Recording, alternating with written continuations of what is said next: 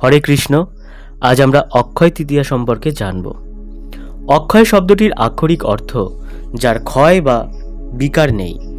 কিন্তু অক্ষয় তৃতীয়া ব্যাপারটি কি? তৃতীয়া যা কিনা অক্ষয়, প্রতি বছরের বৈশাখ মাসে শুক্লাপক্ষের তৃতীয়া তিথিটিকে বলা হয় অক্ষয় তৃতীয়া। এই তিথিকে অক্ষয় তিথ বা পরশুরাম জয়ন্তীও বলা হয়। এটি একটি বছরের মাহাত্ম্যপূর্ণ দিন। আবার ওই দিন যদি হয় সোমবার আর রোহিণী নক্ষত্র সমাসীন, তবে তো কথাই নেই, দিনটি হয়ে ওঠে আরও গুরুত্বপূর্ণ। বৈশাখ মাসের এই বিশেষ দিনে দেখা গিয়েছে নানাবিধ মহতী কর্মের সূচনার পরম্পরা।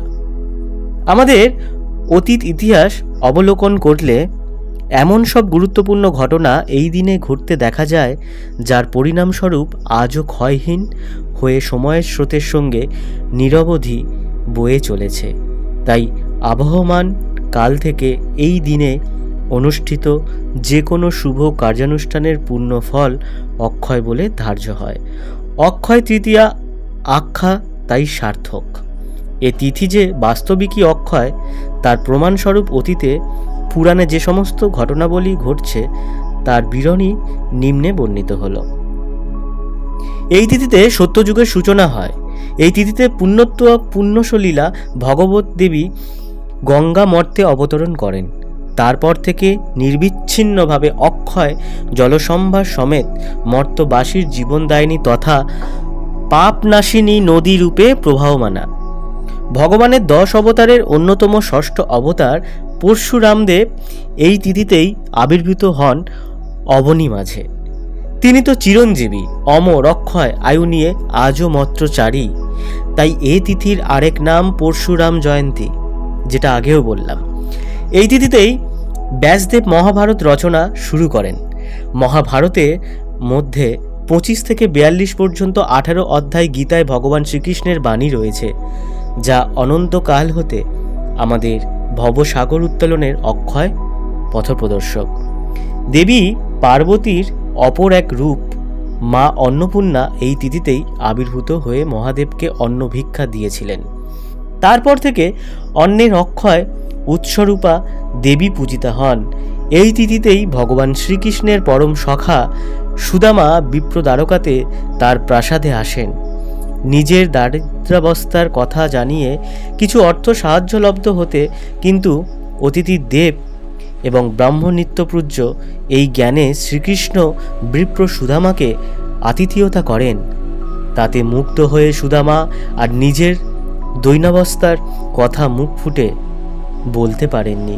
এমনকি কৃষ্ণের প্রাসাদে সম্পদের বৈভবও দেখে তার জন্য আনা কাপড়ের বাঁধা সামান্য চাল ভাজাটুকুও লজ্জায় আর দিতে পারেননি সুদামা। কিন্তু ভক্তবৎসল ভগবান বাসুদেব যে ভাবগ্রাহী, তিনি ভাবটুকু গ্রহণ করেন, কেবল ভেট নয়। তাই নিজেই সেই চাল ভাজা খেয়ে পরম তৃপ্ত হন। আর সুদামা বিপ্র নিজে মুখে কিছু না চাইলেও বাড়িতে ফিরে দেখেন যে তার ক্ষুদ্র কুটিরের পরিবর্তে বৃহৎ অট্টালিকা অবস্থান করছে সেখানে। শ্রী ভগবান অযাচিত করুণা ভরে সব কিছু সাজিয়ে ভরিয়ে দিয়েছেন তার একান্ত প্রিয় সখা তথা ভক্তপ্রবর সুদামাকে। এই লীলার দ্বারা এটাই প্রমাণ হয় যে ভক্তের চাওয়ার অপেক্ষা করেন না ভগবান। ওই হেতুক অযাচিত কৃপা অক্ষয় রূপে তিনি নিজে থেকেই করেন তার নিষ্কাম ভক্তের প্রতি। সত্যি তার মতো শুদ্ধ, তার মতো পরম বান্ধব আর কি আছেন? সূর্যধনের নির্দেশে দ্রৌপদীর বস্ত্রহরণ করে দুঃশাসন এই তিথিতেই। কিন্তু দ্রৌপদী যখন পূর্ণ বিশ্বাস সহ শরণাগতি স্বীকার করে আত্মনিবেদন করলেন মনে মনে শ্রীকৃষ্ণের চরণে, তখন ভগবান অনন্ত বস্ত্রের যোগান দিয়ে তার সম্মান রক্ষা করলেন। পূর্ণরূপে ভগবান চরণ কমলে আত্মনিবেদিত হতে পারলে যে ভগবানই রক্ষাকর্তা হয়ে অক্ষয় কৃপা করেন, এ লীলা তারই নিদর্শন। কথিত আছে যে অক্ষয় তৃতীয়ার দিনই সূর্যদেব পাণ্ডবদের বনবাসের সময় অক্ষয় পাত্র দান করেন। এক থালা অন্ন দ্রৌপদীর আহার গ্রহণের আগে পর্যন্ত যতজন উপস্থিত থাকত তাদেরকে খাওয়ানো যেত। দীর্ঘকাল তপস্যার পর মহাদেবকে প্রসন্ন করে যক্ষরাজ কুবের স্বর্গের সমস্ত ধন সম্পত্তির অধিকারী দেবতা হন এই তিথিতেই। এই তিথিতেই প্রতি বছর পুরীতে শ্রী জগন্নাথ দেবের রথের নির্মাণ কার্যের শুভ সূচনা হয়। ভক্তবৎসল জগন্নাথ দেব ভক্ত দর্শনের জন্য রথযাত্রা করেন। আর ভক্তদের প্রতিও তার অক্ষয় কৃপা এই যে স্বয়ং ভগবান মন্দির থেকে পথে আসেন তাদের দর্শন সুখ দিতে। প্রবাদ আছে, এই তিথিতেই ভিক্ষা করতে গিয়ে আদি শঙ্করাচার্য এক নিঃসম্বল দম্পতির থেকে তাদের কুটিরের একমাত্র খাদ্যবস্তুর একটি টেপারি ফল প্রাপ্ত হলেন। নিদারুণ দৈনাবস্থা সত্ত্বেও ক্ষুধায় কাতর সম্পত্তি ভিক্ষাদানে এমন আগ্রহ দেখে শঙ্করাচার্য কলকাতার নামক বিখ্যাত শ্লোকটি রচনা করেন, যা তার এক অক্ষয় কীর্তি।